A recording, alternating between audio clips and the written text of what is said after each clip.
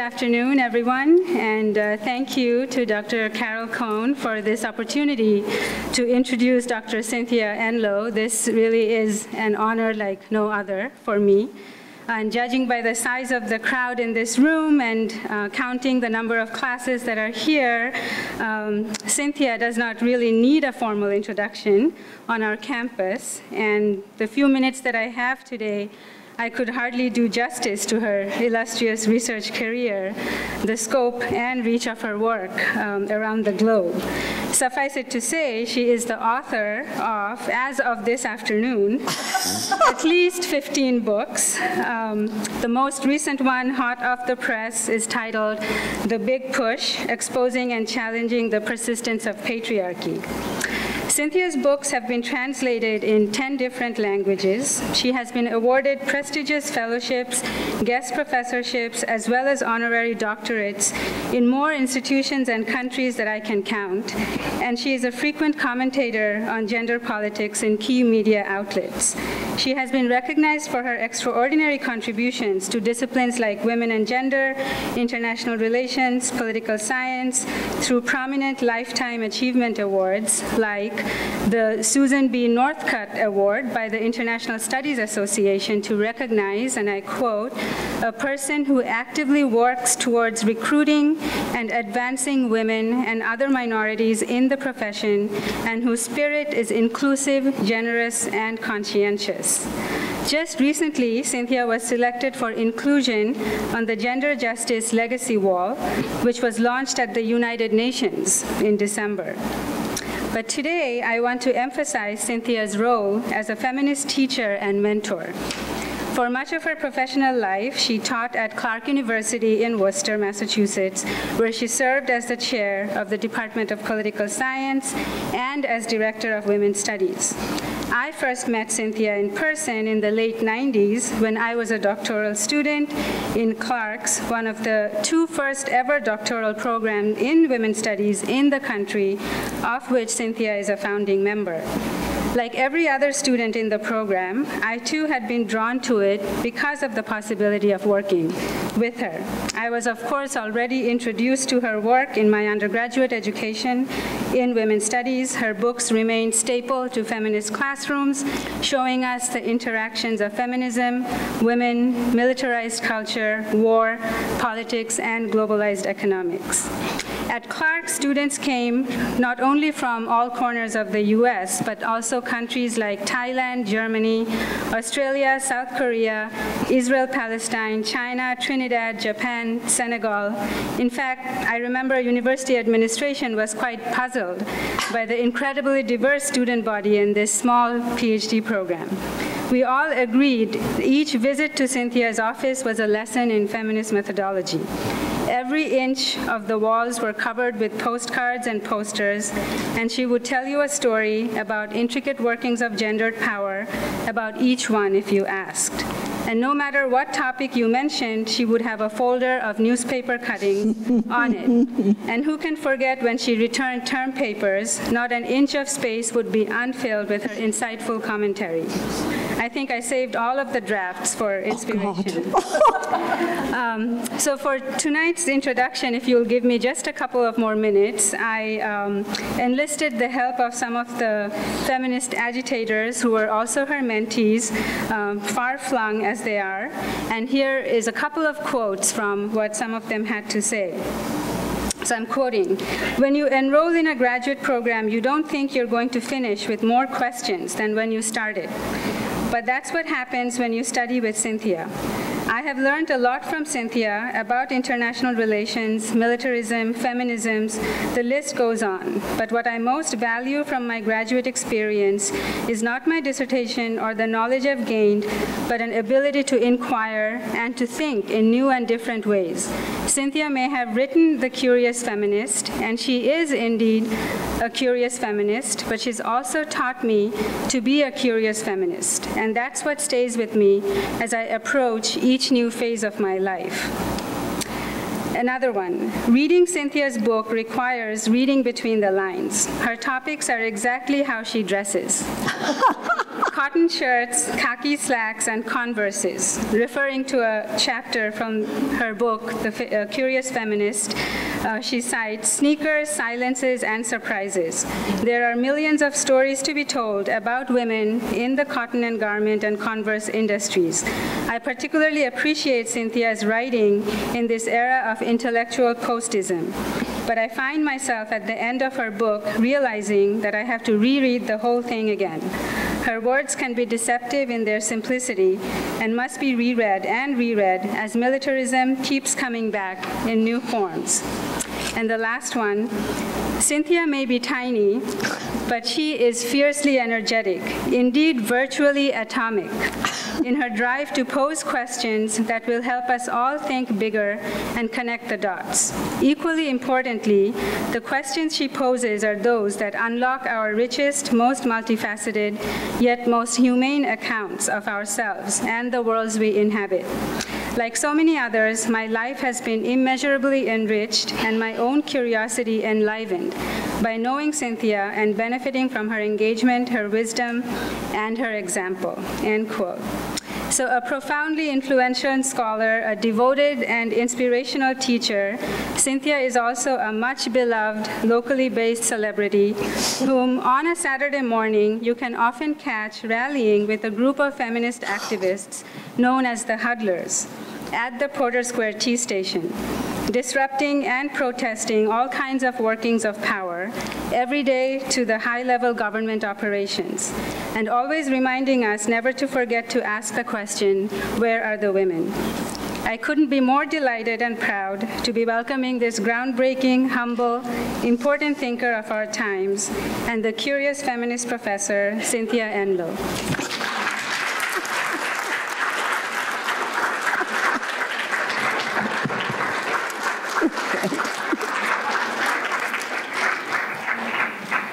That does describe Elora, right? I'm delighted to be here with if you have a seat empty near you, raise your hand, because there's some people. Don't worry, you won't get trapped.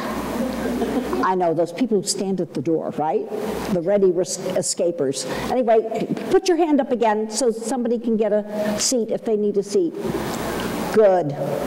Don't worry, anyone can leave anytime they want to, and I won't ask questions to anyone who sits in the front row. So if you sit in the front row, I promise I won't ask you a question. That means you're safe. Okay, wow. And there's seats there? There's seats there? You can do it. We have a very cool row. Yeah. Join the Wheelock gang, the Simmons gang, the UMB gang. There's a seat right there, go on. Yes, see, you're brave. Wow, this is great. Hi, everybody. It's great to be back at UMass Boston. It's really one of the most small d democratic universities on the planet, and so I'm always invigorated by being back here. To also have Wheelock and Simmons here. Okay, Simmons people, raise your hand. Da-da, da-da. Wheelock people, raise your hands. Ta-da! Okay, so we are a multi university group this afternoon. When Carol and I, by the way, Carol and I go way back, and that means that we've had endless conversations, always very stretchy, which are just fabulous. And Carol Cohn, C-O-H-N, go online, look at Carol Cohn, New York Times op-ed, okay? Carol Cohn, New York Times op-ed, and you'll see one of the smartest editorials, op-ed pieces, about how masculinity is shaping the Trump policy towards North Korea and nuclear policy generally. Got it? Carol Cohn, New York Times, op-ed. Got it? Okay. So, Carol and I have many conversations, so when she asked if I might come and take part this afternoon, we tried to think of really what is everybody thinking about so that you can have your own thoughts, and how we can connect that with maybe some things you don't realize are part of what you're thinking, right? So it's always good, right, to take the thing you are thinking about, dig a bit deeper, and stretch out and see what it connects to. Because that's the whole thing about being in university, isn't it? You think more about the things you want to be curious about, and then you find yourself being stretched to make connections that you never even thought before. That's called education.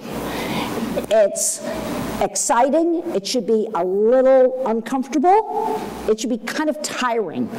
Right? At the end of a really good education session, you should feel as though you've just run the 4-minute mile. Oh my God, that was great.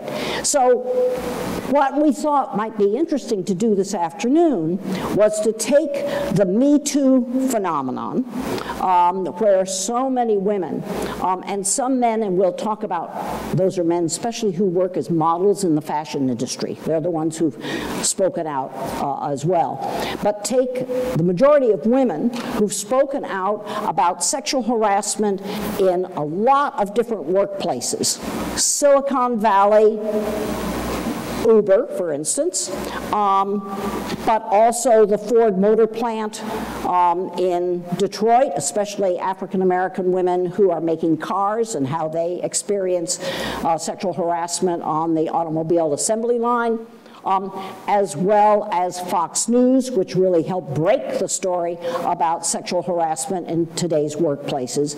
Take our thinking about sexual harassment in so many different kinds of workplaces, and then ask ourselves, okay, what does this have to do with international politics? What does this have to do? That is our new thinking, our new awareness. What does it make us smarter about in terms of women's experiences of war zones, women's experiences trying to remake societies after war?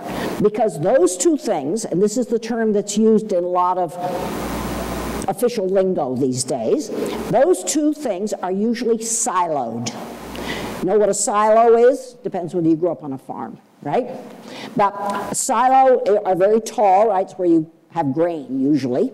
But for things to get siloed mean that they're stored in different containers, never to overlap. That is not education.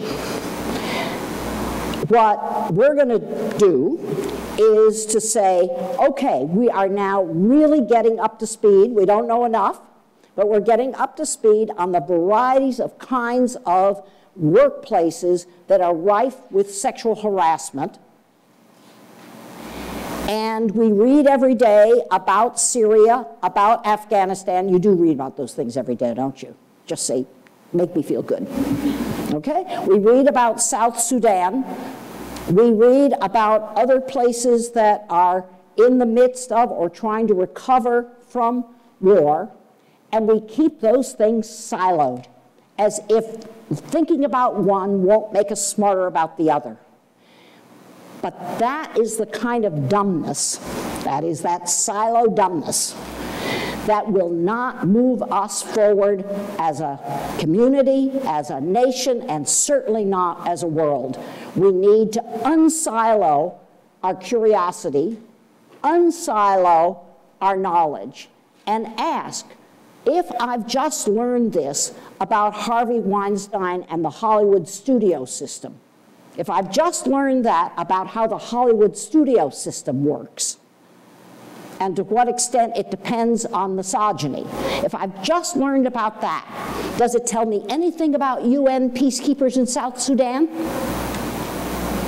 If I've been really trying to think about Syrians who've become refugees, about the gender politics inside of refugee camps, about the gender politics of the Assad regime in Syria. And I'm worried about Syrians. I'm worried about the US involvement in Syria. I'm worried about lives being lived in war zones. What does that tell me about Harvey Weinstein? They are not unrelated. They are not unrelated. It doesn't mean that you make an automatic 1 = 1. That's not the point. It's that becoming really deeply curious about how Syrian women or South Sudanese women or Afghan women, how they have experienced war and displacement, thinking really deeply about that, will make you smarter about how sexual harassment became rife within Fox News. Got it? Okay, so open up the silos. Somebody, this is not conspiracy theory, somebody has a stake in us keeping those two sets of curiosities and those two sets of understandings separate. Somebody depends on us not being curious. Being uncurious is a political act. If you're uncurious, you are acting politically. To be curious definitely is being political, because you then ask questions that nobody wants you to ask. You do investigations that people are counting on you not to do. But being uncurious is political as well, because those two silos mean that we will not fully understand what's going on in either. So let me give you some examples. One of the things that happens, and this is particularly prevalent, it's not only, but it's particularly prevalent in the United States. Being in the United States, and many of you have experiences in other countries, so you're a little inoculated against this. But living your life in the United States can really make you stupid. By that I mean that if you live and try to make sense of the world in the United States, there is so much pressure on you to just think about the American experience. If you live in, I was just in Prague, if you live in the Czech Republic, or if you live in Japan, or if you live in Nigeria, you can't afford to only think about the Nigerian experience. You can't afford to think only about the Canadian experience. You can't afford to think only about the Czech experience. You are constantly, I don't mean everybody's all smarter every place in the world. I just mean that you're likely to be less curious about the rest of the world if you're living your life in the United States. It's such a big country, it's such a diverse country, it's such an interesting country that you can spend all your life thinking, I only have to think about what's going on in the US. And with the hashtag MeToo movement, that is especially risky. So, there is a temptation within the temptation. There's a temptation to think that what's interesting about the US is just the US. That's temptation number one. Temptation number two is to think what's most interesting about the US is celebrities. The extent to which you allow yourself to be persuaded that celebrities are the most interesting people in America, to that extent, you will never understand the politics of sexual harassment. What we've learned from not just Harvey Weinstein, but the other revelations that have been brought out by people who work in the entertainment industry, what we've learned is that if you work in the entertainment industry, you work. A film studio is a workplace. A Fox TV news studio is a workplace. Yes, it's a workplace with a lot more glitter. For some people, higher salaries, more name recognition. But it is a workplace. To the extent that you kind of open up your curiosity, you read about what happened in the film studios, and it makes you smarter about what's happening in the Ford Motor Plant in Detroit amongst African American women who are not celebrities. Because you begin to think about workplace power dynamics. Sexual harassment, and that's what the hashtag MeToo is. It's about all kinds of sexism, but it's particularly about workplace sexual harassment. That term I heard for the very first time, and Laura and Sandy and I, who all have this Clark connection, have a connection to the very first big sexual harassment case in American university life. And I first heard that term with a Chilean anthropologist who was being harassed by her sociology chair professor, now no longer a chair, I'm glad to say. But this was, watch it, 1980. 1980. How many years is that? 37, 38 years? How come we're all surprised? The term sexual harassment, and for those of you taking all kinds of courses in theory, one of the things about those two words, sexual harassment, I heard those words, where are we? I don't know, where's Park Street? Do you think it's somewhere out there, right? Get off the Park Street tube, walk about 3 minutes, go to a building where a lot of activist groups share, you get Wednesday afternoon, you get Tuesday afternoon, you get the phone then, you get the phone then, right? That's how activist organizations work. You never have an office, right? You share an office with 6 other groups. And I went with my colleague, Jimena Bunster, a very prominent Chilean anthropologist, but she was on a temporary visa. If you're on a temporary visa, you are vulnerable. If you are vulnerable, you are more likely to be the target of a harasser. The things harassers, potential harassers, have a beam for is your vulnerability. And even though Jimena Bunster, my colleague, was a very senior, esteemed professor in Chile, she was in exile because she challenged the military junta in Chile, and thus when she was here, she was still the smart Chilean anthropologist that she was, but all of a sudden, she was in a completely different power dynamic because she was on a temporary visa. Lesson number 1, harassers harass people who they think have less power than they do. To figure out how people have less power means you've got to be curious about all kinds of power. Oh, Estelle Dish is here. Estelle was part of this big campaign. We went to a small office, it was 1980, because this professor, Jimena Bunster, the Chilean in exile, her chair was acting really bizarrely, and she thought very rudely and abusively, but she didn't know what to do. And we sat down in this little office off of the Commons, and this then young, activist feminist said, "From what you've just told me, we call that sexual harassment."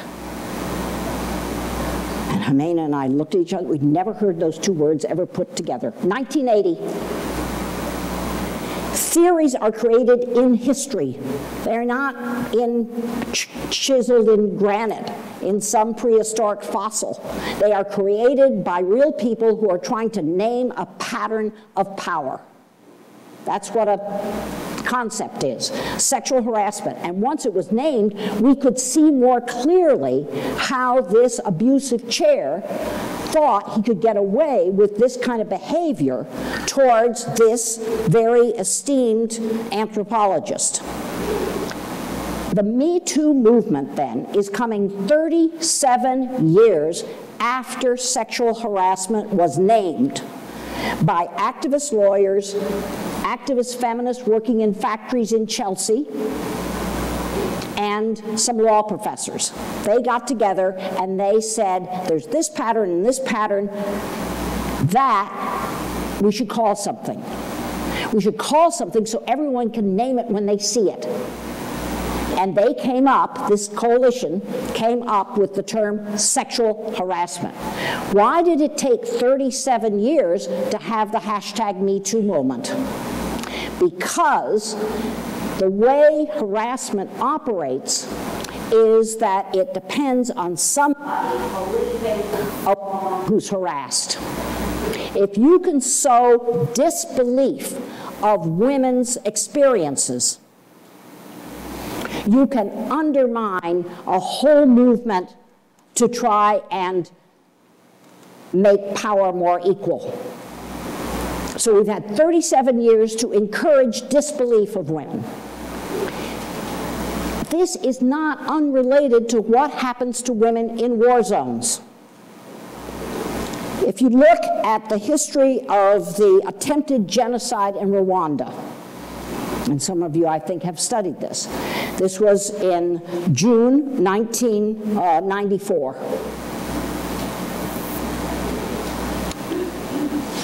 The horrors of the effort by one ethnic group's leadership, not everybody who is that ethnic group, one ethnic group's political leadership, to sow fear and hatred towards their co-citizens of another ethnic group, was all over television. It was bloody, gory, horrific. For weeks, there was a lot of coverage. It wasn't as if the violence, the ethnicized violence in Rwanda was not covered. It was covered a lot. At that time, 1994, I thought of myself as having a feminist curiosity. But you know what? I was so horrified, Jane knows these awful experiences. I was so horrified by what was going on in terms of ethnic hatred in Rwanda and the level of deliberately organized violence that I didn't ask a single question about what was going on with Rwandan women. Honestly. I read the papers, I listened to NPR, I really tried to understand what was going on in Rwanda. In 1994, I never paused for a moment and asked, I wonder if Rwandan women are experiencing it the same way as Rwandan men. It wasn't until 18 months later that an African feminist researcher who has spoken here as one of Carol's wonderful guests in her speaker series.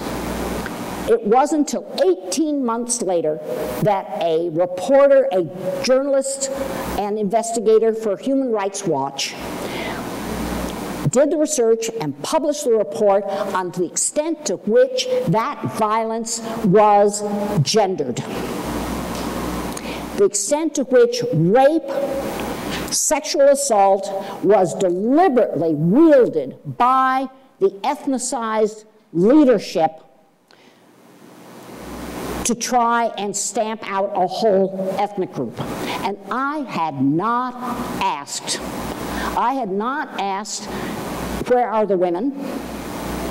Again, I was so horrified by the violence, I so assumed that all the stories that were about ethnic tensions must be the whole story, that I never asked, are women and men experiencing that violence the same? Is sexual violence being wielded along with other forms of physical violence? I never asked until she published her report.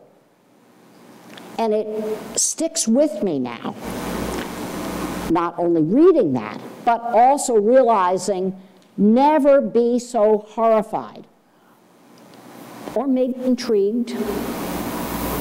You have to watch the way your curiosity can get warped. Never be so intrigued or horrified that you don't stop to ask the gender question. Not because you'll know the answer, but because you won't know how that hatred was built. You won't know how people are going to overcome it and get through it and survive it and rebuild their society. That story was about Rwandan women who had been systematically, when you use that term, systematically means somebody planned it. Systematically is a really powerful term. Use it when you've got some evidence, maybe not the full story yet. Use systematically when you've got some evidence that somebody planned this. Systematically in law is very powerful. You can get convicted and sent to jail for doing something systematically that violates somebody else's rights. Systematic silence is what shapes the bridges, or let's just pour the two sets of grains together in the two silos. Because MeToo, coming in 2017, the first big story started coming out in October, November, is about why did so many women stay silent for so long? And that's true in war zones as well as in Fox News offices. That's true in Afghanistan as much as it is in the Miramax film studios.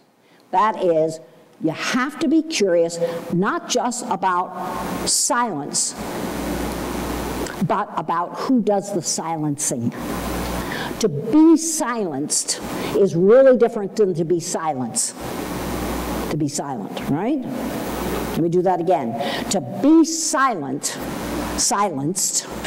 is really different than to be silent. To be silenced means somebody is putting some kind of pressure on you not to tell the full story, maybe not to tell any part of the story, to tell the story only to one trusted friend or your mom, but not to speak out publicly. And that has a lot to do with women's experiences in war zones as well as in quotes, peacetime workplaces.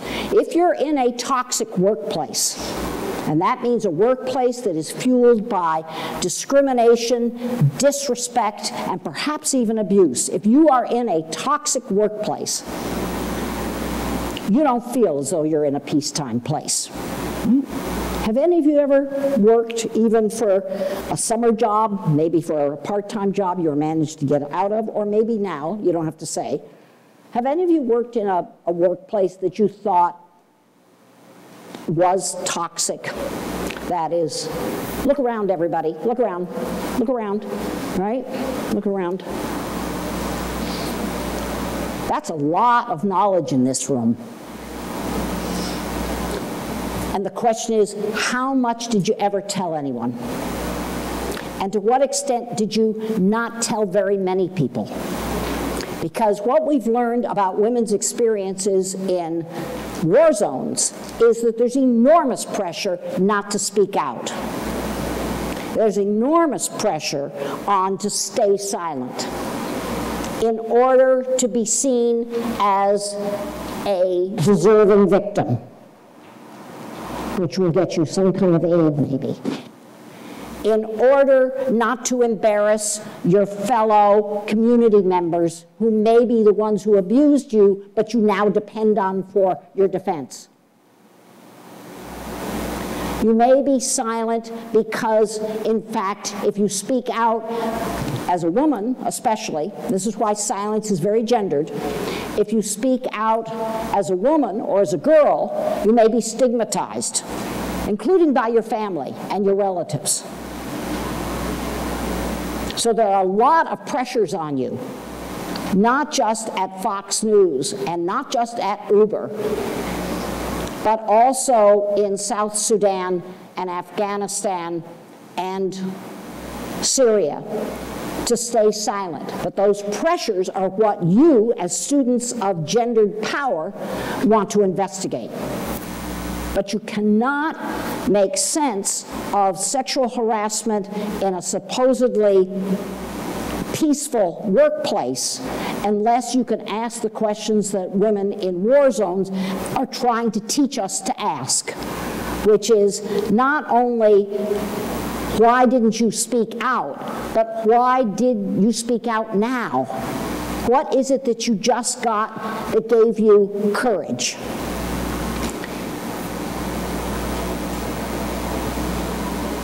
In international politics today, and Denise's students all know this, in international politics today there is a lot of organizing by women in different war zones in order to make us listen better. Our unlistening, or our listening in a way that turns a woman who speaks out into only a victim, that's the only way we want to listen to her. If she demands a place at the table, we're not so interested. If she holds us accountable, we're not so interested. We feel most comfortable, most of us, if when a woman speaks out, she cries, which everyone has a right to do, and then doesn't say anything. That's also true of women who speak out in workplace harassment. To try and get sympathy oftentimes means you only present yourself that your audience feels most comfortable with. But that is not the full story, is it? It doesn't hold us accountable. To be really accountable, we have to listen to the whole smart, complicated person who's telling us the story. And a lot of efforts to rebuild societies based on truth, not based on myth, not based on narrow definitions of victimhood, but really rebuild a society so that everybody is a genuine citizen. I'm very interested about citizenship these days. I don't mean who has what passport. I mean real citizenship. And real citizenship says, I deserve, not me, one deserves respect, not because you're an angel, not because you're always a human rights hero. You deserve respect because you're a human being who deserves to be listened to in all your complexity. And oftentimes what we do to women who have endured hardships of war zones is we refuse to see them as full citizens who have ideas about the rebuilding of their society. Yes, we're sympathetic, we are happy to give aid or sewing classes, the classic thing that overseas donors like to give to women in war zones. Sewing classes. How many of you ever had to take home ec? How many? Home economics, right? So were you all good at it? It took 3 of my mother's friends to get me through Manhasset High School's home economics class. I mean, my mother couldn't even get me through, right? But what it taught me is, and this is about, what do we think about a woman who has endured violence? Do we think the main thing that she can do with the rest of her life is become a sewer because women are natural sewers and that's all they are? That's denying her her citizenship, her full, complicated reality. So, and then we'll open this for discussion because I know a lot of you have experiences and ideas and information. Take those 2 silos, all that you're learning about all kinds of workplaces that have become toxic and riddled with misogyny, and where supervisors have turned away and dismissed women who tried to say what their coworker was doing to them, and war zones where we shrink women down. If we're willing to listen to them at all, we shrink them down to just victims and break down those silos. Figure out what you've learned about Uber that can make you smarter about the UN. Figure out what you've learned about the United Nations and the peacekeeping operations and their refusal to take seriously peacekeeping blue-helmeted soldiers who trade food for sex in a war zone. and think what that teaches you about Uber or Fox News or any other workplace in the United States. Break down the silos. Be smarter. Thanks, everybody. Do you want to ask the question? Okay. Yeah. Okay, we've got a good 15 minutes before people really have to run, although you can run anytime you want to. You're not in prison here. But what does this make you think about? What do you find yourself wondering about, or what is this story that you've heard, or what's a puzzle that still is a puzzle? What kinds of things do you find yourself? One of you that said you were in a toxic workplace. Describe the workplace that when you think now about it, it feels toxic. Just any kind of workplace, right? Somebody who raised their hand who said, yeah, I have. Yeah, hi. Yeah, Brittany, right? Yeah. Hi. Previous place I worked, there was something of a boys' club with the male doctors that taught at it was a teaching facility, and the male doctors there, they used to kind of go into an office and close the door and talk about who could do their job better and what the women in the office were wearing, and I don't know what they saw about me, but I was often privy to these conversations, and looking back, that's very uncomfortable. I don't know what they thought was acceptable about speaking that way. Well, and this was not in 1832, right?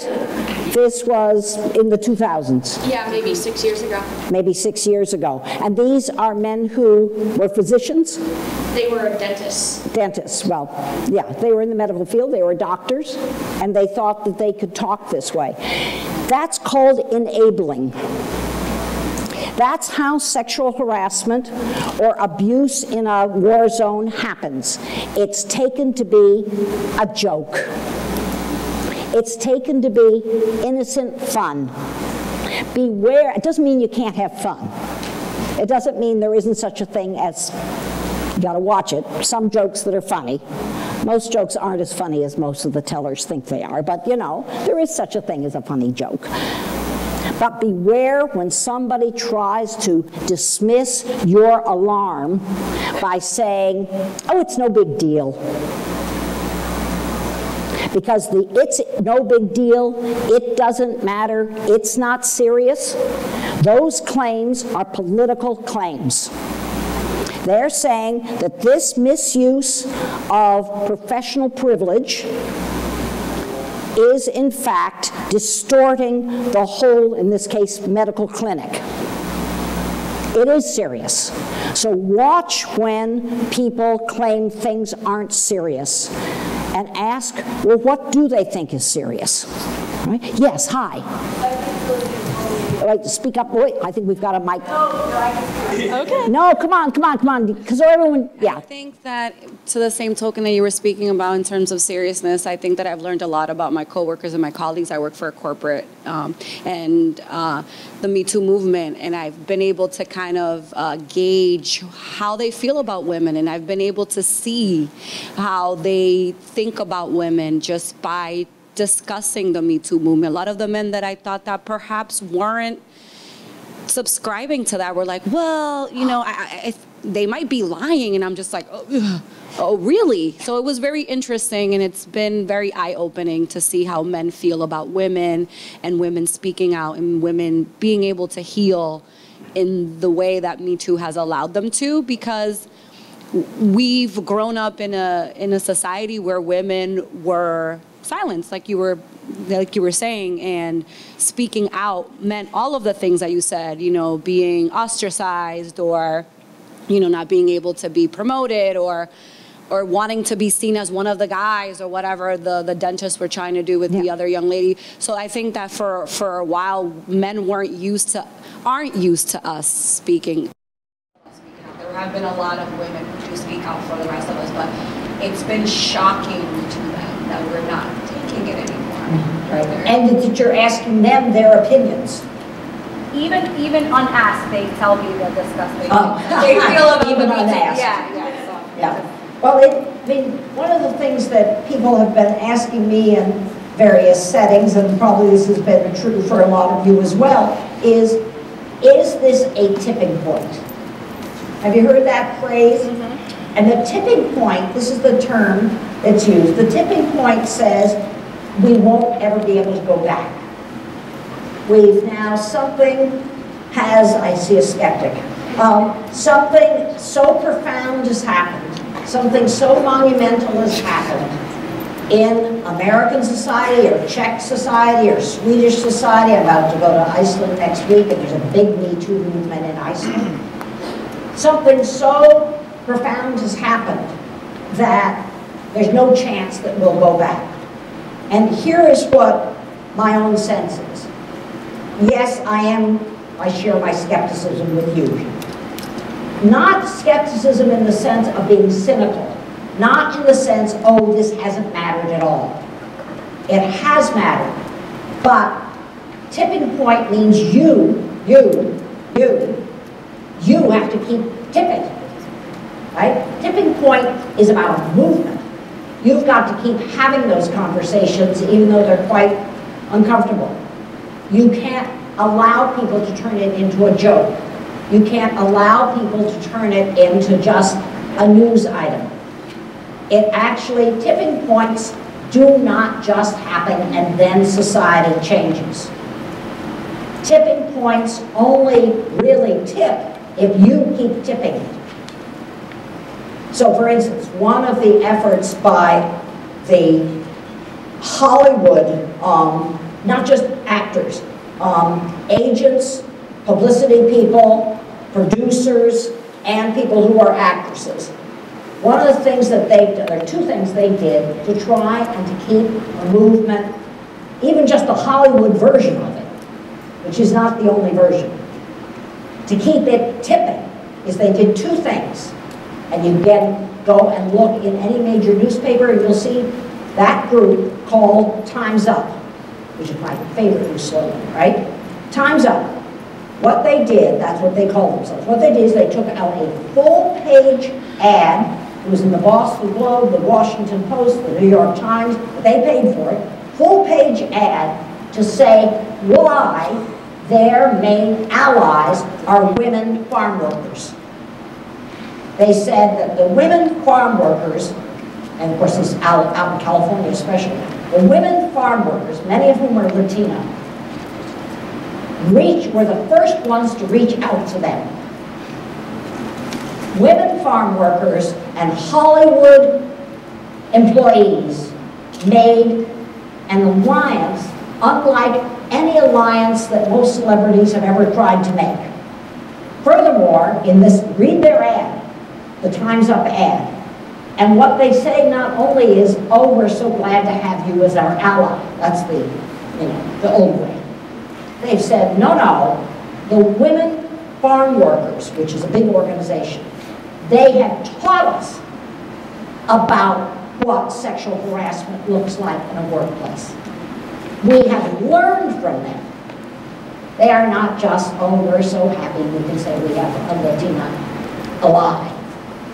But rather they have taught us. The second thing that this Time's Up group have done is they've broken down into sectors, into working groups. They're really smart and they're very serious. And here's about silencing. And trying to keep the tipping point tipping. One of their working groups is to try and get legislation passed, probably first in California and then state by state and then in the federal government, to no longer allow the non-disclosure settlement clause. You know, the way the Harvey Weinstein story was broken by a group of 3 reporters from the New York Times who were given by the senior editors months of paid time to uncover it. You know why it was so hard to uncover the Harvey Weinstein story? Because he had made so many settlements that included a provision in the law that the women who he settled with were required by law not to disclose anything about the settlement. That is a standard practice, and you watch it in your next job contract. Because it's become a common workplace contract. A clause that says if there is any disagreement and there is a settlement as part of that, you are obligated never to speak about it publicly. And so one of the working groups of the Time's Up is saying we're going to start lobbying to disallow that kind of non-disclosure clause in workers' contracts. Now, that doesn't sound very flashy. That's not the kind of thing that you can have in a quick CNN banner running underneath. But in fact, it is trying to change the power dynamics of silencing. Yes, hi, and then we'll go around. Yeah, hi.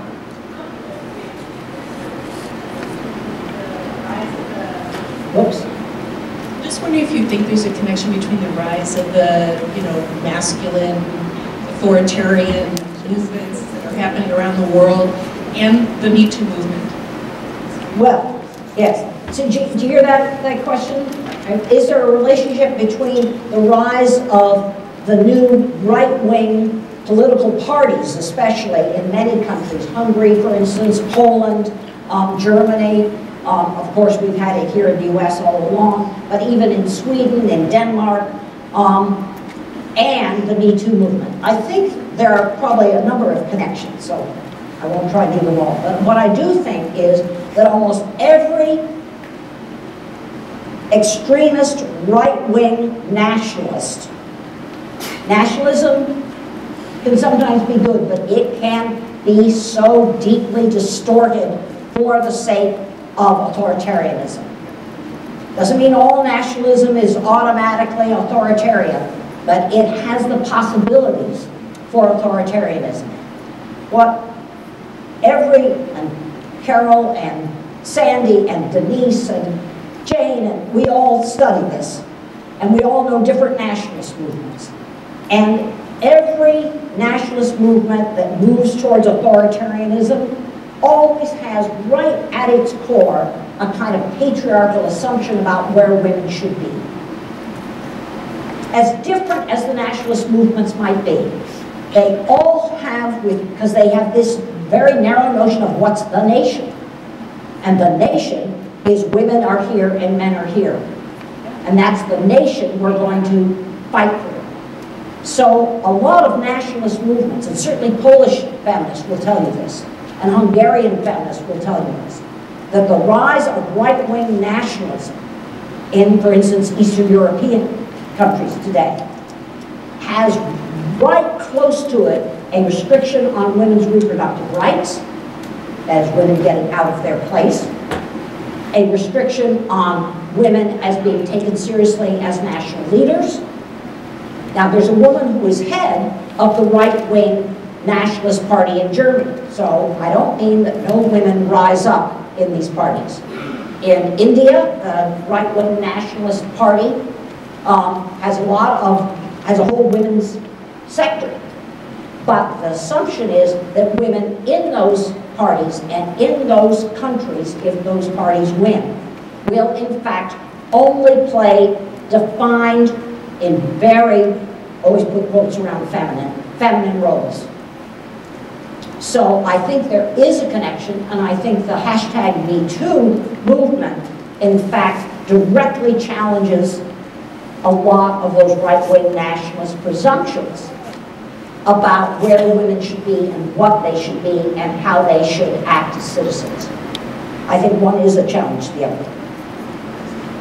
Plug this talk, she says. Oh, here comes Elizabeth Wood. Oh, you lucky people. Okay, Elizabeth Wood is speaking on March 27th, about 6 weeks from now.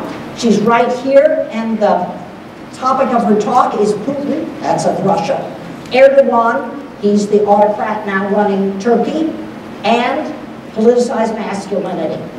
So, Elizabeth Wood, who's a specialist on rape in wartime, it's a hard thing to be a specialist on, but she knows a thing or two, and she's going to talk about the Russian and the Turkish authoritarian regimes and the extent to which they depend on certain ideas of what a manliness is, very narrow ideas of what a proper man is, and very narrow ideas about what a proper woman is. So yes, one does challenge the other, even if many people active in the MeToo movement have never heard of Erdogan. Yeah, hi. Hi. So what you were saying about a tipping point really struck me, partially I think because of an experience that I had in a toxic workplace, in which actually the person who was primarily responsible for the things that were happening to me was female. And so it reminds me of the way in which, this is not just about men doing things to people of whatever gender, but also about the incentives that we all have to maintain the silencing of women and the silencing of people of genders other than male. And so I kind of, going back to the tipping point, I wonder, how do we all kind of keep sight of these goals and make sure that, like, really throughout what we're doing, that we're contributing to keeping this tipping point where it really should be. Keep moving on the tipping. Yeah. Right. Yeah. Well, I think the first really good warning you've given us, the Latin term, if any of you, I just barely got through my Latin class in high school. That was right along with my home ec class. I mean, don't you wonder how I'm even here? All right. But the Latin word for warning is caveat, right? And the really good caveat you've given us here is if you are encouraged and if you absorb ideas about unequal power, you can become a creator of a toxic workplace or a toxic family or a toxic sports team. That is, to be a woman doesn't mean you're immune. In fact, patriarchy in most societies would dissolve in about an hour if most women gave up the privileges of patriarchy. That doesn't mean that most people who engage in sexual harassment in the workplace aren't male. It doesn't mean that all men do it. But since men are particularly encouraged in most societies, and certainly our own, to see women as property, to see them as objects, and to see themselves as more important and their manliness depending on a woman being seen as property, it does mean that in most settings that it is men who perpetrate sexual harassment. But there are other kinds of toxicity in a workplace. Being insulting, being dismissive, not giving credit where credit is due, not really showing the worth of your coworkers when they've contributed to something that you're getting accolades for. There are lots of ways to be toxic and to be the creators of toxicity, even if you're not an outright sexual harasser. But it is true that many women are encouraged from young childhood to see patriarchal systems of social order as in their advantage, to be attractive in whose eyes, to be not really willing to show how much you know in certain kinds of social settings, to laugh at certain jokes you should never laugh at. Laughing at jokes is part of what keeps patriarchy going. You can email me if you want.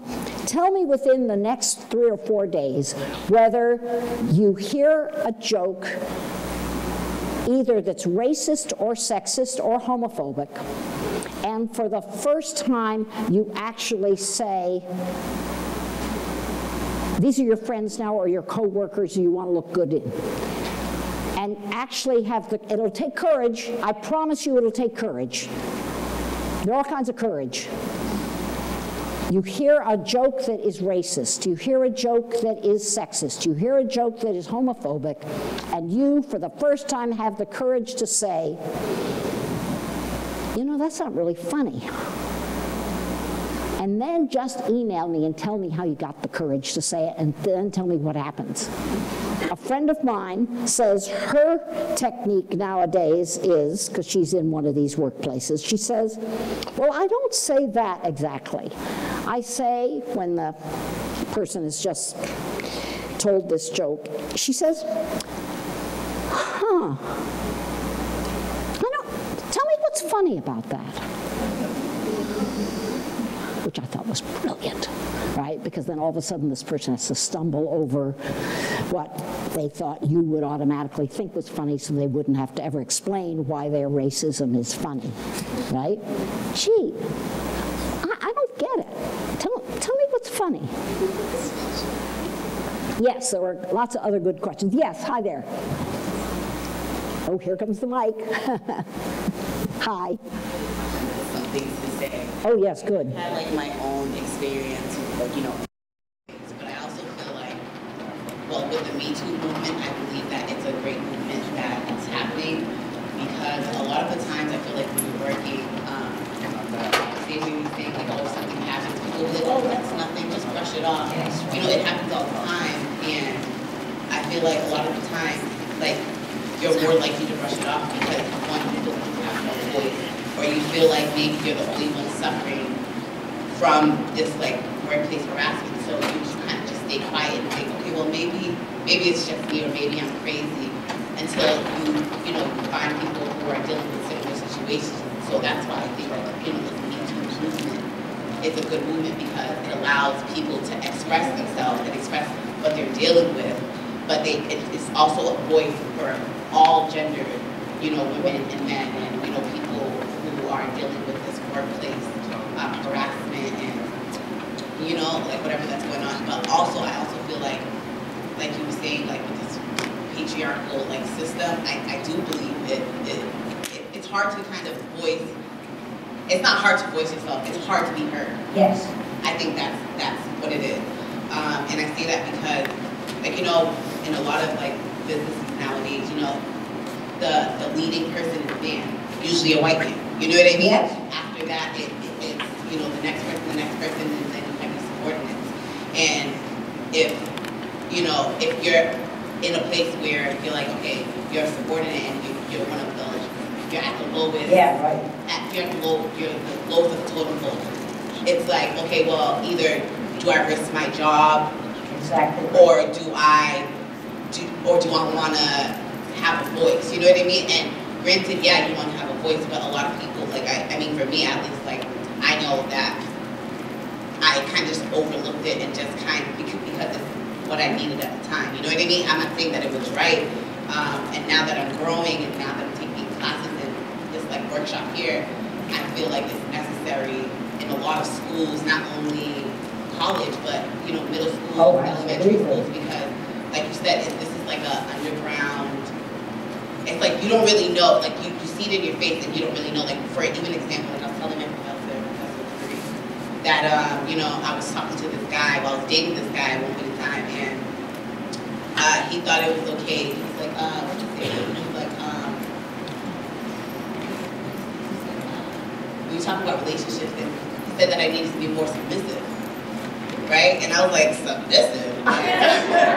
Because me, I like to speak my mind. You know what I mean? It's just who I am. And he was 105 years old and didn't know that. Yeah, right? It's not even 105. He was kind of young, but he just didn't know any better. I think maybe it was cultural. But then again, it was just like I questioned him like a little further more, and I was like, okay, well, so who do you think should wear the pants in this relationship? You know what I mean? And he's like, well, I should wear the pants in the relationship. And I'm like, well, what if I want to wear pants because it's cold outside? You know what I mean? And he's like, no, you need to be a little more womanly. And I'm like, well, what's a womanly? You know what I mean? And I think I think that that's taught a lot, like, you know, when we fabulous about this. One is that, as you said, having a difficult conversation is political. You think maybe sometimes you're not politically active. If you have a conversation like that and you stick into that conversation, let me tell you, that is doing politics, right? Because he'll never think that he can say submissive again and won't get some kind of reaction, even if he's gone on to try to find somebody who's submissive, right? Now, the second thing is that if you speak out, you have no idea how many other people you empower by just speaking out. The way unequal power gets sustained is for everybody to imagine they are isolated. That is one of the ways unequal, unfair political power systems in the workplace, in the family, in the school, that's one of the ways they get perpetuated, is to make you think you are all alone. And one person speaks out and you think, as you said, oh my God, I'm not crazy. She had that same experience. And all of a sudden that's really empowering. Now, tell me how we're doing on timing, because it feels like the Haydn Farewell Symphony here. So I'm just gonna say this. Don't worry, we still have more time. I think that everybody who needed to leave has probably walked themselves out. So I think keep right on going, but any of you are still gonna stay for a while. Yeah, come on up and join the conversation. If you have to leave, it was great to have you here. Thank you for coming, really. What a great conversation. So I'm just wondering on what your thoughts are on like the origin of like essentialism and like patriarchy. Ideas on how that was founded, like the idea. Yeah, this is a good question, because you didn't ask it like a trick question, but it is kind of a trick question, right? And you didn't mean it that way. Here's my own sense. Now, this is just, I'm not an archaeologist. I've never dug up the foundation of an old city in Niger, right? So here's my tendency, is not to search for origins, but to search for daily perpetuations. Right? Because if you think, this is my worry about the searching for origins, as if that's the way we'll get to the nub of this. If we think it's always been with us, then it feels like you really can't change it. If you think, though, this wouldn't be able to survive sexual harassment in the workplace, racism in electoral systems, whatever it is that's unfair, unequal, if you think it has taken decisions and actions to make it get repeated, and get repeated, and get repeated, who's doing it? Then you can find, so who has made that decision? Because yes, it is about culture, but I'm very wary of making culture, capital C, the explanation, because it lets everyone who made decisions off the hook. I don't want anyone off the hook. That's a terrible thing because it's about meat. Oh, well, anyway, I don't want anyone to be unaccountable. So let me give you a great example, because it has nothing to do with me. I read it this morning. Boston Globe, this morning, February 8th, front page. This is great journalism, but it's also how decisions have gotten made that perpetuate sexism within a very powerful agency of the federal government. Front page, Boston Globe, and her name, I wrote it down because I thought it was so great. Look her up online. Her name is Shelley, this is a journalist for the Boston Globe, Shelley Murphy. And you know what she did? It must have taken weeks. She worked out how sexism and sexual harassment have gotten perpetuated in the alcohol, what is it, AFT, what is it? Alcohol, tobacco, and firearms, the ATF. The ATF is a very powerful U.S. federal agency, the ATF. And she did an investigation. So how has sexist unfairness gotten perpetuated inside this powerful federal agency called the ATF? Alcohol, tobacco, and firearms. And she names names. And amongst the names she names are people who are not celebrities, people we will never hear of, people who haven't run for office, people who we never see on the nightly news. But of course, that's their power, isn't it? Right? And here's who they were. They were mid-level. This comes back to one of our participants' comments here. They're mid-level managers. And you know what they did? They refused to take seriously a ATF woman agent's complaints about the sexual harassment of her supervisor. So here she is. She's an agent, a trained agent, a career agent in the ATF, working on alcohol, tobacco, and firearms illegal trading. She's a professional agent. She has a supervisor right above her, and he in turn, it was a he in turn has a supervisor. And what Shelley Murphy, in this article this morning, front page, Boston Globe, what she did was track how both the immediate supervisor and the next supervisor refused to take the abuse seriously. And that's called perpetuating sexism. So, do I know at the very start how the ATF was patriarchal? Well, I have a guess. Here's my guess. It was created. You could do a feminist history of anything, right? Do a history of, including the. My guess is the ATF was created as an all-male workforce. White male. Yes, white male. All white male workforce. And then everything else. Right? But the thing is, how do you perpetuate it? How do you make sure it stays white? How do you make sure it stays male?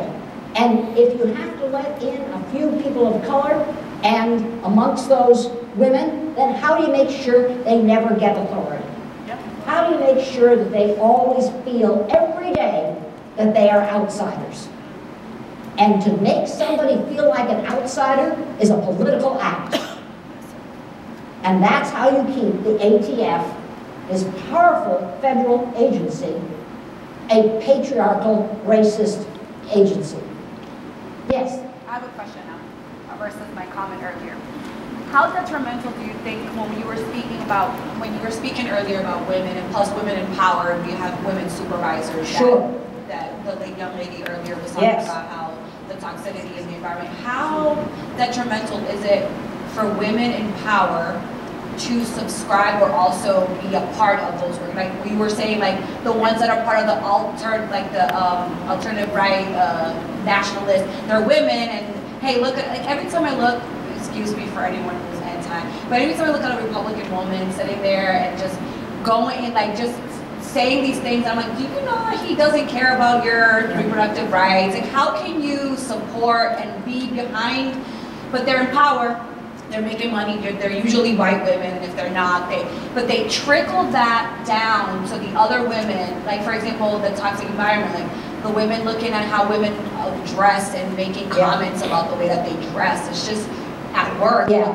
Those are the kinds of toxic environments that I have to go through and stuff like. And I always look at the woman like, how dare you do to me what men have been doing to us and to me as a Latina woman, all the labels you want to go, and then also as a woman overall. And when I see a woman do that, I just look at her like, because my manager, I just look at her like, how could you? How dare you? Knowing what we as women go through, how can you subscribe to that? And because it's rewarding.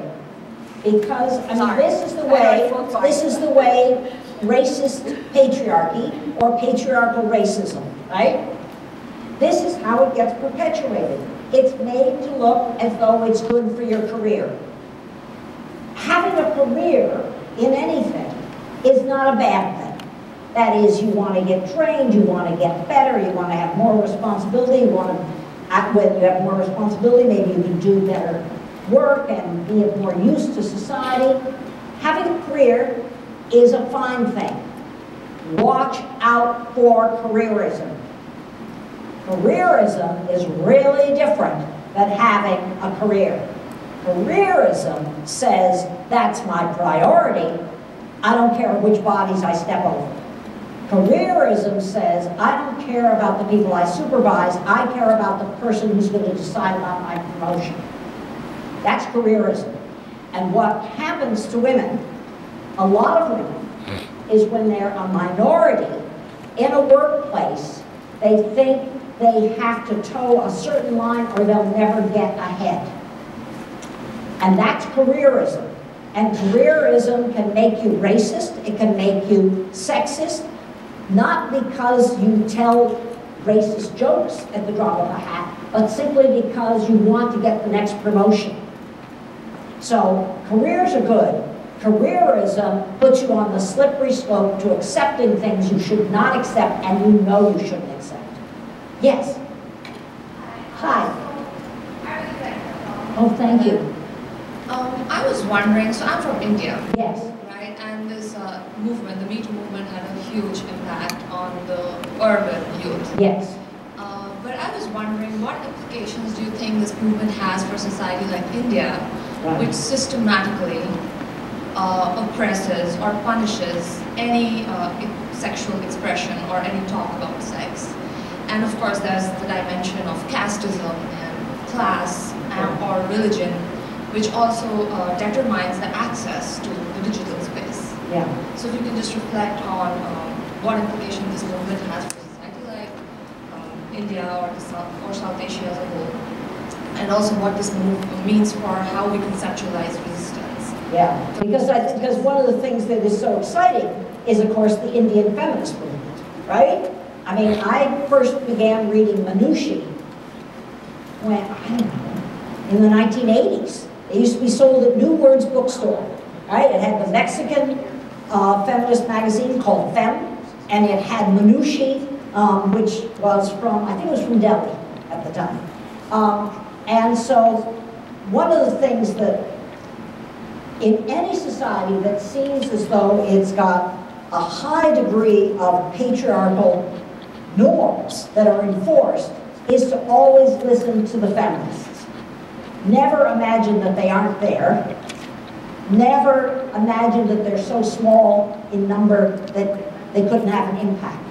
Because one of the reasons that so many young people came out after the terrible rape in the road bus, which many of you read about, was that Indian feminists had been talking about sexual assault for decades.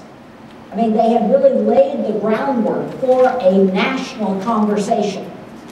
And that, oftentimes, I'm so admiring of women who organize and think and write as feminists, when, in fact, they seem to not have much grip on any kind of national influence. But their influence does exist, right? And I think one of the things that is so interesting about Indian feminist movements now is to try and bridge the gap between urban Indians and rural Indians, right? In a lot of our discussions, and I know Laura talks about this a lot, but in a lot of our discussions, we oftentimes don't know how to talk about the differences, the gaps, the inequalities between women who live in cities and women who live in the countryside. And that's not just class, right? Rural-urban misunderstandings, rural-urban arrogance, that is arrogance of people in the cities towards people in the countryside, that really can distort a women's movement and can be one of the biggest challenges for any women's movement, to try and have a building of trust between women in the countryside and women in the cities. So I think in India, I mean, now we have a Hindu nationalist party in power, right? Modi, right? That has not helped. It has really made it even harder to have these conversations. But it's also fired up a lot of Indian feminists because they know they have to challenge not only the culture, they have to challenge the party that's in power nationally. And I think it's been very energizing and very frustrating. So I think, listen to Indian feminists, really, right? Don't think, well, you would never, because you're here at UMass Boston and at Wheelock and at Simmons, so you would never think this. But places, maybe other students, they might think this. They might think that feminists in the United States are the teachers of feminists in other countries. Listen to Egyptian feminists. Listen to Indian feminists. Listen to Bangladeshi feminists. Listen to Cambodian, I'm not just picking these out of the air. Listen to Bosnian feminists. Listen to Swedish feminists. Listen to Liberian feminists. Listen, listen, listen. And listening is tiring. But it's great, right? So definitely don't think, oh, the Me Too movement, because this is the American nationalist narrative. Once again, the American feminists are out in front teaching women in the other parts of the world how to speak out about something they didn't know how to speak out about. No, no, no. That is, that Indian feminists were far ahead of many American feminists in trying to understand rural-urban differences amongst women's lives. They were far ahead in understanding how police officers, can be complicit in sexual abuse. It was Indian feminists who were out in front, and American feminists had to listen and catch up. So be very wary of the narrative, and you can be sure it'll be out there, that once again, American feminists are the pioneers creating a movement and showing other benighted women in other countries how to be smart about workplace harassment. Because that will simply reinforce patriarchy by putting American culture on top where it doesn't deserve to be at all. Okay, just a minute. Of all countries in the world, 194 countries, of all countries in the world, in terms of the percentage of women in the national legislature, of all countries in the world, 194 countries, where does the United States rank today of percentage of the national legislature that are women? 64, 30, 72nd. So when you hear at the Olympics, USA #1, you can do USA 72nd. Right? The United States is so far, in most rankings, the United States is just below the Philippines. Yes, hi. Yeah, hi there. Yeah, you too. Yeah, thanks. Hey, how you doing? I'm good, how are you? Good. So I kind of have like a few thoughts that have went on in my mind. Sure. You've opened a lot of doors in this head. But my question kind of relates to the amount of work that I've done in my life. Like as of right now, I'm a manager at a place, I'm a young girl, and a lot of times they like just be talking over me and all that other stuff. But even though you're managers? The other managers. But the district manager is a female, so it's like we just have a lot of, she got my back no matter what. Yeah. But, I literally like watch how the dynamics of my job works a lot, especially in different situations where I did call out sick racism once at another manager and he actually got fired. But because I don't deal with that. Yeah. But somebody else, you couldn't fire him though, could you? Somebody else fired him? No, but I practically did, so it makes me feel better. Yeah. Yeah. That's good. They want me, not him. Yeah. But My main question, I guess, just looking at a lot of the dynamics of how like a lot of women in the workplace are and all the other stuff, just thinking in a very hypothetical world, especially with you saying that America is the 72nd in women involvement, what do you think the impact would have been, not just on female people within women and around the world or anything like that, but how do you think things would have been if Hillary Clinton were to have won the election? Do you think that would have made a huge shift? Would that have pushed that tilting point that you were talking about? Or what do you think the, I guess, the after effects of that? Yeah, I mean, I think about that a lot, actually. I think it had been two things. One, I think the misogyny would have gone into high gear. Definitely. I think we would have seen a kind of misogyny. Doesn't mean I didn't want Hillary. I won't confess, I'm proud. I was a Hillary Clinton supporter. But I do think that the misogyny directed at her would have been equivalent to the racism directed at Barack Obama. Yeah. So I think what we all would have, those of us, I don't mean we all had to be Clinton supporters, but those of you who are anti-misogyny, which I would guess would be most people in the room, we would have found ourselves really still having to be mobilized around sexism. And not just because we would think that every single decision that Hillary Clinton made was the decision we thought was the right decision, but mainly because we cannot let that kind of misogyny go unchallenged. I think that would have been the first thing.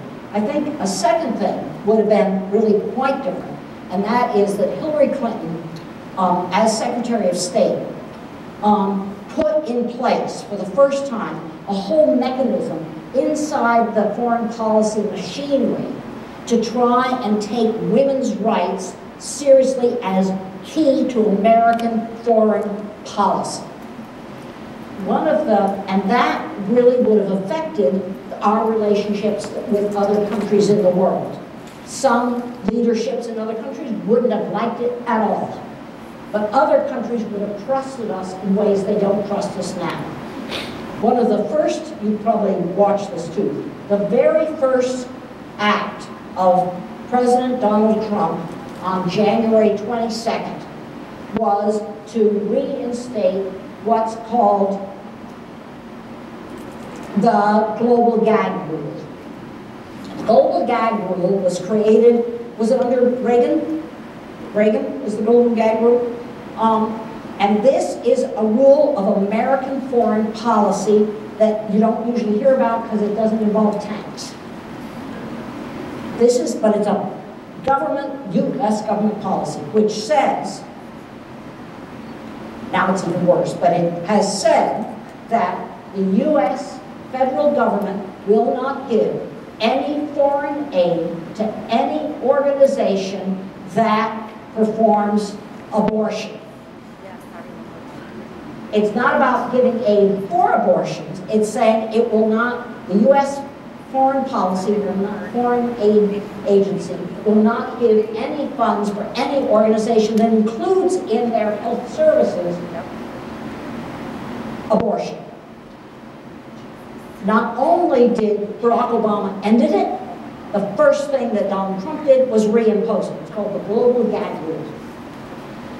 But with guidance from Vice President Pence, who's very much the driver behind this policy. He is.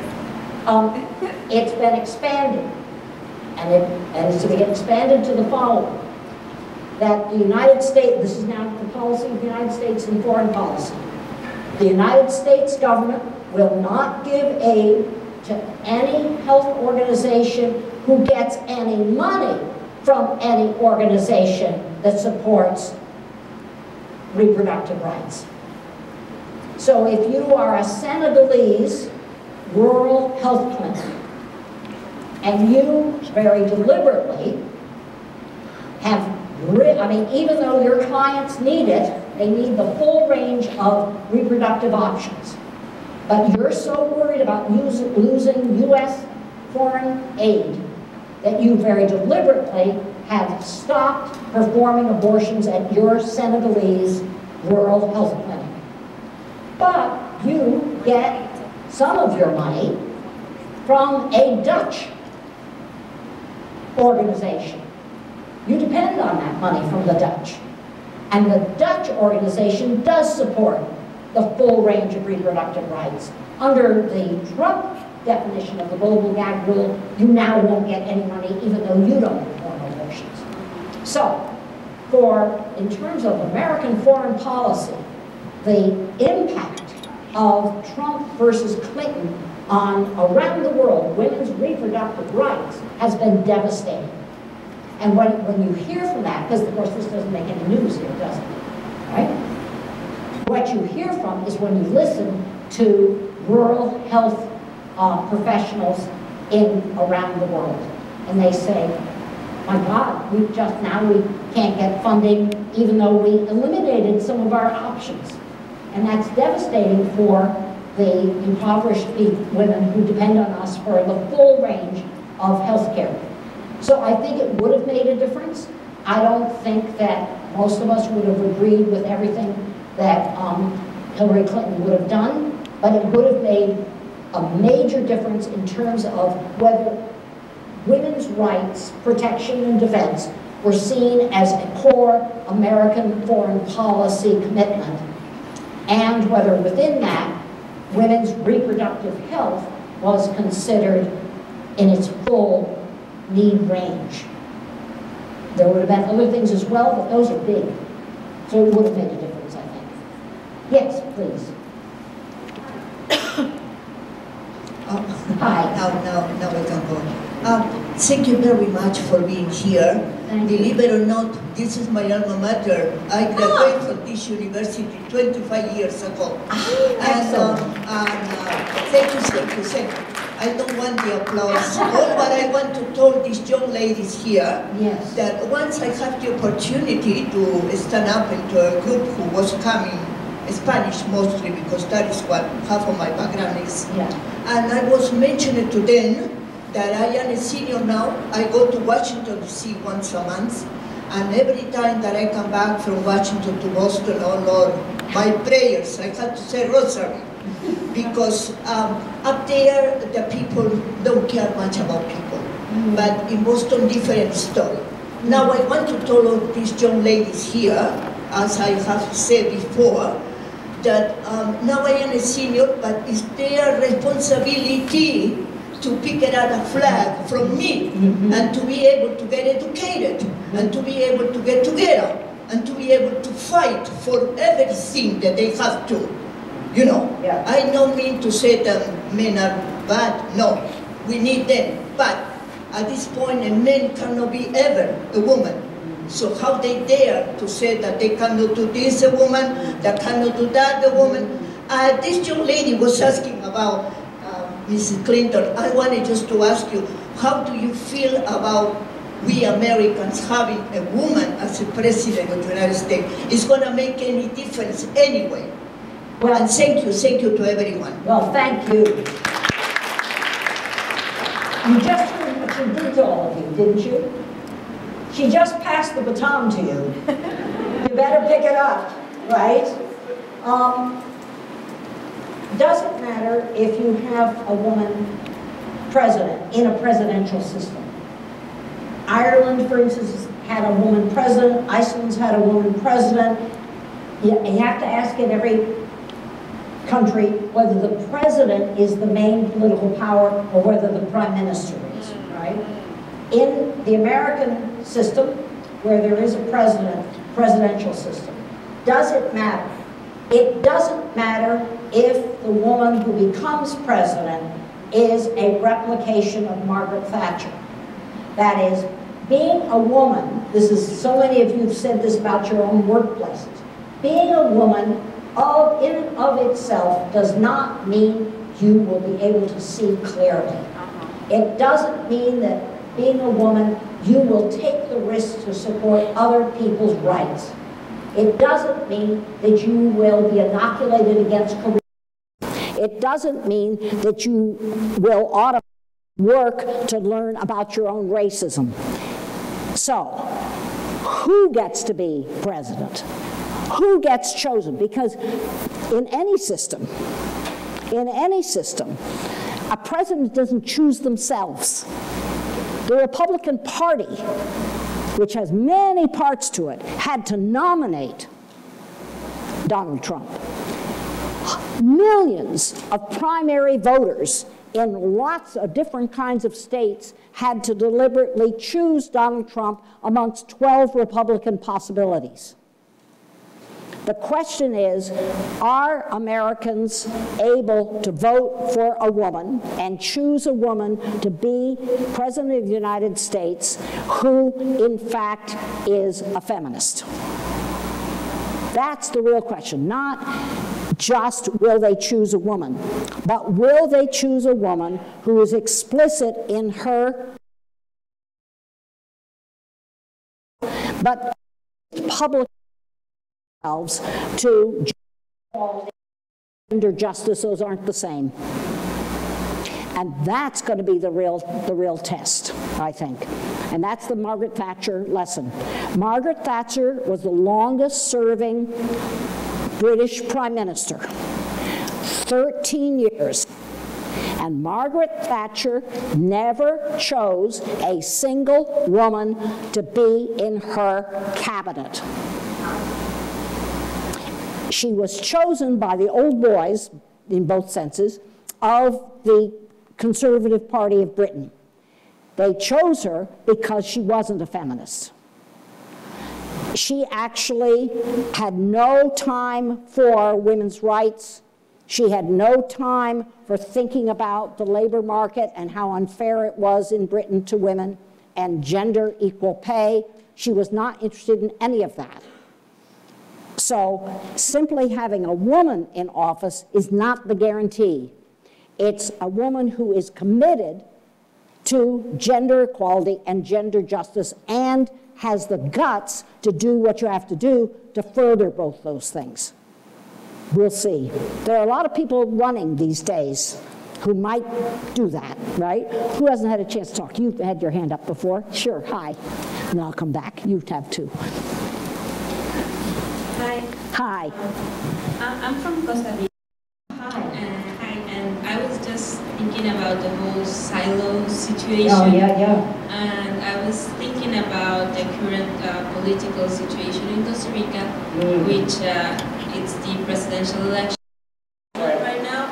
And something that's happening, and it's been happening all through Central and Latin America in general, is that there's a rise in evangelical parties that are getting to be in power. And they have a very strategic discourse on hate and homophobia specifically that attracts a lot of people. Ah, right. That's what's happening at least in Costa Rica right now. I didn't know that. And I was thinking how their discourse is basically just focused on homophobia and going to the traditional family. Yeah. And yes, always put quotes around traditional. Yeah. Never say traditional without quotes. But I was just thinking how that's really strategic in terms of siloing what we are thinking of and what they are talking about and what can be behind all of their hatred and their discourse. But the question might be like, and there's a lot of people right now that are in my country saying, let's not talk about that. Let's not talk about those things because then we are only focusing on about that. And that got me thinking, like, is that a good strategy or not? Because that might reveal maybe a lot of power dynamics in every other field, I guess. But what do you think about that? That's really interesting about siloing and saying as an electoral strategy, let's not talk about that. Because the thing people don't want you as a voter to think about and talk about is maybe a thing that is distorting the whole political process. That is fear-mongering. You know, a lot of parties run on fear. And your hunch, which sounds very smart to me, Your hunch is when somebody says that a whole area of campaign fear-mongering is something we should just pretend doesn't exist. That sounds pretty dangerous to me, because it means you can't have a genuine, respectful, maybe heated, national conversation about how come they're able to play on these fears. What allows that kind of fear to take such root that will shape people's voting choices between parties? And my hunch is that your hunch is absolutely right on. Open it up for a respectful national conversation rather than saying, because homophobia, in fact, is part and parcel of isolating people, of presenting this notion of some, quote, traditional, again, quotes. You all have taken women's studies courses. Do you notice one of the things that happen in women's studies courses, right? We all do it, right? Quotes. You put quotes around everything. I mean, my guess is if you went to a Laura's class, right, she'd be doing like this, you know, 3/4 of the time. Why? You put quotes around things so that you won't take them as normal. You put quotes around things like traditional family. You put quotes around things so that you'll weigh it. So you'll think, is that really accurate? Is that really the way it is? And as feminist teachers, we don't think anything's natural, right? So we do this all the time. But it's also, so did you think you were going to come this afternoon and hear a really good discussion of Costa Rican politics? See, isn't it great? I mean, isn't it great? And what's so interesting thinking about Costa Rica is one of the few countries in the world that doesn't have a military, right? It was 1948. 1948, Costa Ricans decided not to have a military.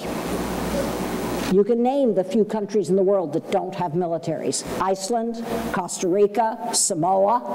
There are very few out of 194 that have made a conscious decision not to have a military, which makes Costa Rica, for many feminists, sound like a pretty great place, right?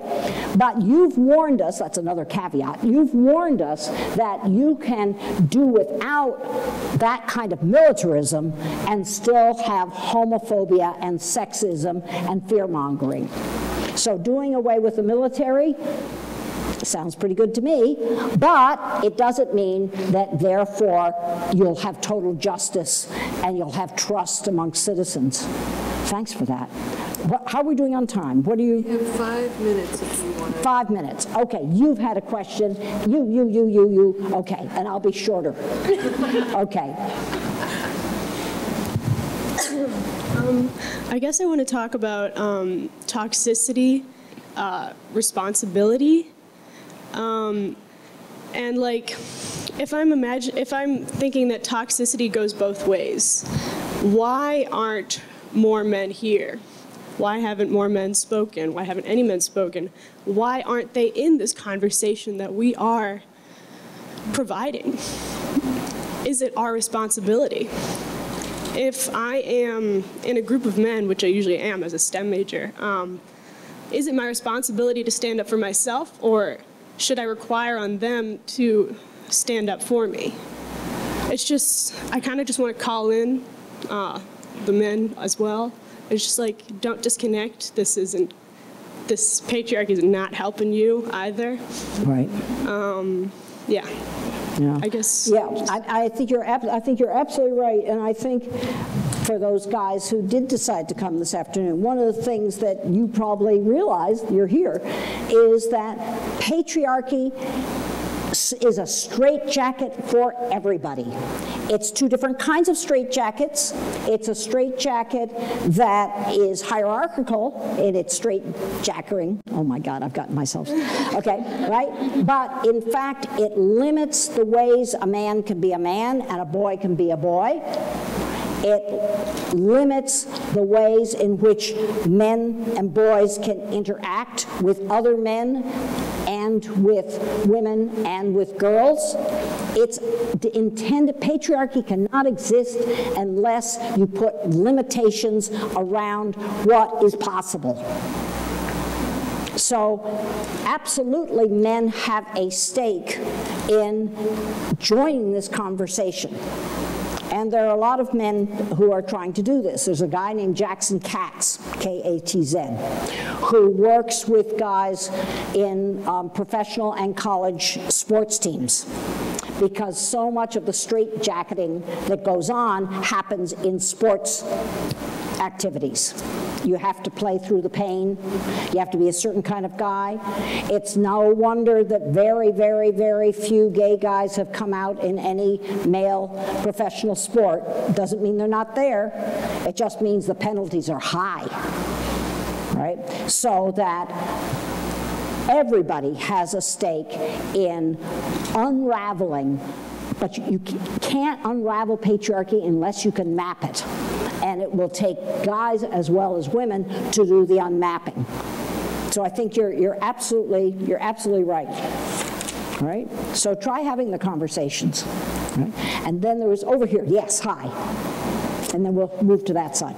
So last Tuesday, there was a hearing at the State House for one bill that was filed to end NDAs as to be used as like a gag for sexual assault. Oh. And before public testimony, one of the legislators who sponsored it talked about how it was a perversion of what NDAs originally were for. How originally it was for protecting trade secrets. Oh. And I was just wondering if you could comment on how people in power are able to use and have been using like legitimate legal and social mechanisms to sort of protect themselves. Yeah, and this is one of the things about a tipping point requiring tipping. You can't just get the progressive law through. You have to organize just when you're tired, just when you think, oh my God, we got it through the legislature. Just then when you want to go home and watch Netflix, right? Exactly at that point, all the people who were defeated because they didn't want that law are now energized because they're going to try and undermine that law. They're going to try and dilute it. They're going to misread it. They're going to try and stymie any real enforcement of it. So at the very time when something really progressive happens in law, stay organized. Stay attentive.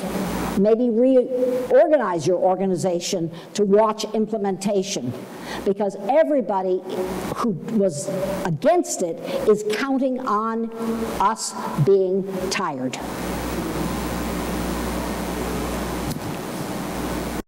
Two over here, and those are our last two. Okay, this is great. Hey there. Hi. So, sorry, first off, I'm a little bit sick, so okay, that's why you have a mic. My question is, do you think that the Me Too movement will ever be able to move beyond, or not move beyond, sure, encompass not only sexual harassment, sexual violence in the workplace, but also talk about the use of rape and sexual assault and violence as a weapon, a military tactic? Because I feel like that's something that's very often not talked about, and considering the silos that you're talking about and like intersecting those two, that's something that kind of came to my mind. Yes, the question, the very good question from the person who's trying to get over their cold, is that will the consciousness raising that all of us have felt in the last 3 or 4 months about coming from the Me Too movement, will it make us more engaged, more energized, more not just curious but activist around the use of sexual assault as a weapon of war? Only if we, in fact, ask the questions across the silos. Only if we say, what does making a woman vulnerable and silent and sexualized as an object in the workplace, what does that have to do with imagining that women in a conflict area are simply objects, are simply prizes to be won, are simply booty for the victor? And that's a legitimate question. And if you go deep enough into sexual harassment, I don't mean that every workplace that enables sexual harassment will become a mass rape camp. But they're not that uncommon. That is, the things that enable sexual harassment to become pervasive in a peacetime workplace, those presumptions about women, those presumptions about manliness, are what allow for a rape camp in Bosnia. Again, don't get me wrong here. I'm not saying one is always the other. That is, that Fox News is the equivalent of a rape camp in Bosnia. But the presumptions that allowed Fox News to be so toxic and for sexual harassers like Roger Ailes to go unpunished for so long, to be rewarded for so long, are the same presumptions that allowed ethnic Serbian nationalist male soldiers to think that they were doing nothing to their own humanity to sexually assault systematically women in a Bosnian rape camp. So it's how willing we are to go dig deeper into what allows any man or any woman who dismisses the complaint to act the way they do. And once you get, you'll dig down, and then you'll find that there's a river flowing between the silos, I think. Last good question here. We've saved the last to best to last. Don't do that. Yeah, I know the pressure. Okay. Okay. So let's hear. So you've been to a lot of countries, had a lot of feminist conversations with a lot of people. What have you seen the most that's really worked, that's really gotten people engaged, not just in their society, but also in their government? And like, what have you seen that's like, for example, of women getting their daughters engaged? Like, how have you seen older women getting younger women engaged? And like, what's the best example, or what's an example that you've seen of that in another place? Well, I'm thinking right now about Turkish feminists. You know, Turkish feminists, I'm very lucky, I spend quite a bit of time with Turkish feminists. And, you know, Turkey now, over the last, we can date it now, over the last 6 years has had a government that is headed by a man named Erdogan, and that government has become more and more authoritarian. It was a government that was in about late 90s, early 2000, was in fact becoming more and more small d democratic. There were a lot of hopeful signs, a lot of new women's studies courses, a lot of new women's studies faculty, a lot of excitement, right?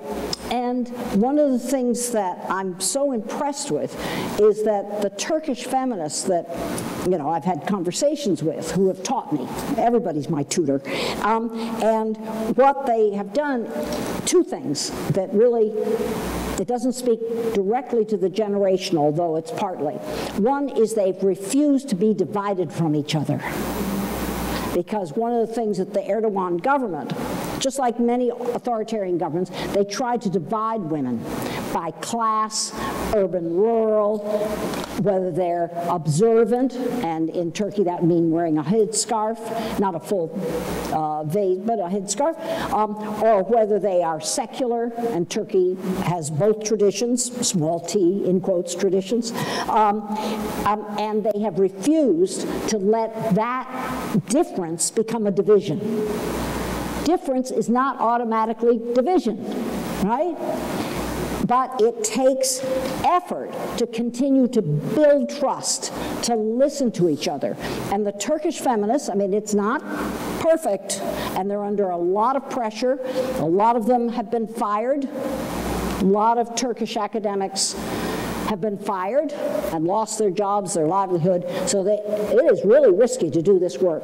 But they have refused to let particularly the secular and observant difference be a barrier to solidarity. And they know the stakes are high. They know the stakes are high. They know the government constantly encourages women who are observant to imagine that women who follow a more secular culture are their enemy. And they work constantly. They have small working groups. One of the best things they've done, I thought this was just great, they've created walking tours. You could do this in Boston. They've created walking tours of Turkish women's history around Istanbul with maps and handbooks, but also young women become the guides. And it is about secular and religiously observant women's history in Istanbul. And the walking tours attract lots of different kinds of people.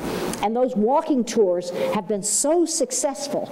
They are not preaching a campaign. They're just saying, look, Turkish women in Istanbul have made this city. And everybody can learn from it. So I think recently, anyway, I'm always learning from everybody, but I think these Turkish women under these risky conditions are amongst the people that I really listen to. Thank you, everybody.